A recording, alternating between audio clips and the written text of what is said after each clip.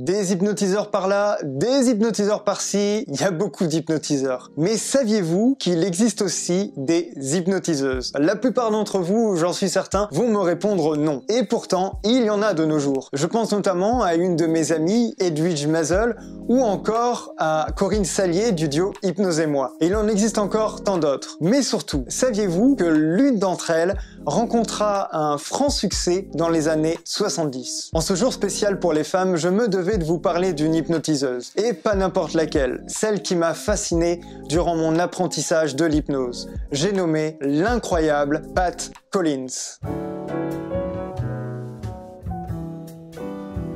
Pat Collins était une hypnotiseuse américaine hors pair et absolument fascinante. Son charisme était un succès à toute épreuve. Elle avait un regard transcendant et une forte personnalité. On peut le dire, c'était une véritable showgirl. Et ses représentations étaient très prisées, notamment par les célébrités de l'époque. Elle est née le 7 mai 1935 à Détroit, au Michigan, et est décédée en mai également, le 31 mai 1997 précisément, des suites d'un AVC de longue durée. Et alors ce qui m'a beaucoup plu dans le parcours de Pat Collins, et pourquoi j'ai choisi de vous parler d'elle, c'est qu'elle a découvert l'hypnose à travers l'auto-hypnose, afin de sortir d'une longue dépression nerveuse qu'elle avait eue durant son enfance. En effet, elle n'a pas eu une jeunesse facile. Elle jonglait entre les orphelinats et les foyers d'accueil, et donc du coup, il lui fallait absolument sortir de cette crise. Et une fois sortie de cette dépression nerveuse, elle décide de se lancer en tant qu'hypnotiseuse. C'était un pari risqué, car il y avait à cette époque très peu d'hypnotiseuses de spectacle. Et pourtant, elle réussit ce pari haut la main. Ces spectacles étaient plutôt originaux et sa phrase d'accroche était celle-ci: « Je ne vais pas vous hypnotiser, vous allez vous hypnotiser vous-même ». En effet, elle ne faisait pas vraiment ce que l'on pourrait appeler aujourd'hui une introduction à l'hypnose, mais se concentrait plutôt sur l'intention du public. En gros, si les volontaires voulaient participer, eh bien c'est simple, il leur suffisait de monter sur la scène. Et croyez-moi, ils étaient nombreux à le faire. Très vite, elle s'impose donc en tant qu'hypnotiseuse digne de ce nom. Et ses performances attirent les foules, mais également les célébrités de l'époque. Elle finit d'ailleurs par apparaître à de nombreuses reprises à la télévision. Son tout premier passage fut dans un jeu télévisé appelé What's My Line, durant lequel les participants devaient deviner le métier des invités. Son apparition fut vraiment un grand succès. Et pourtant, c'était encore le tout début de sa carrière. C'est alors qu'en 1953, elle prend la décision de s'installer à Hollywood et se produit régulièrement dans un club nommé l'Interlude. C'est dans ce dernier qu'elle fait ses plus gros cachets. Elle apparaît ensuite dans le fameux Bill Donagh Show et révèle une prestance pour le moins surprenante. Je vous laisse vous en rendre compte par vous-même. Very deep breath.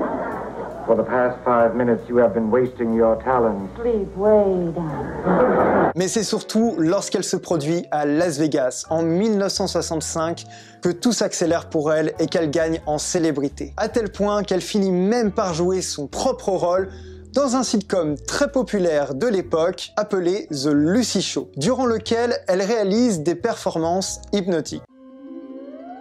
Now, when I count to 3, all of you on the stage, raise your left arm high in the air, light as a feather. When I count to 3, all of you put your left arm up high in the air. 1, 2, and 3, raise your left arm. All of you raise your left arm, now concentrate on the muscles in your left arm. Your left arm, when I count to 3, make it rigid as a piece of steel. Lock every muscle in your left arm and the count of... Durant la même année, elle apparaît également dans le film Divorce American Style, où là aussi, elle joue son propre rôle et son propre spectacle. La scène est plutôt sympa d'ailleurs.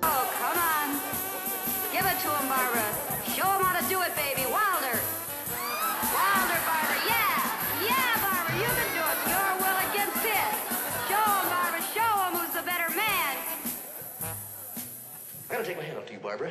You are now the better man. What's the matter, Barbara? Don't you want to dance? Par la suite, sa carrière prend un tout autre tournant. Au début des années 70, elle décide d'acheter son propre club et de s'autoproduire. Alors, en plus d'être hypnotiseuse, elle devient du coup femme d'affaires. Et oui, son succès faisait tellement parler d'elle que de nouvelles hypnotiseuses arrivaient sur le marché. Et s'autoproduire semblait être la seule solution pour y faire face. Elle présente donc ses spectacles dans son propre club et décide également de proposer des séances et des formations à l'auto-hypnose au sein même de celui-ci. Et en plus d'être hypnotiseuse, il se trouve que Pat Collins était également musicienne et chanteuse. D'ailleurs, ses spectacles avaient la particularité d'être parfois accompagnés d'un orchestre. Elle a d'ailleurs sorti 2 albums pour le moins originaux. Sleep with Pat Collins, The Hype Hypnotist en 1963 et Turn On the Power of the Mind en 1967, dont voici un court extrait. Are the stars out tonight? I don't know if it's cloudy or bright, 'cause I only have eyes for you.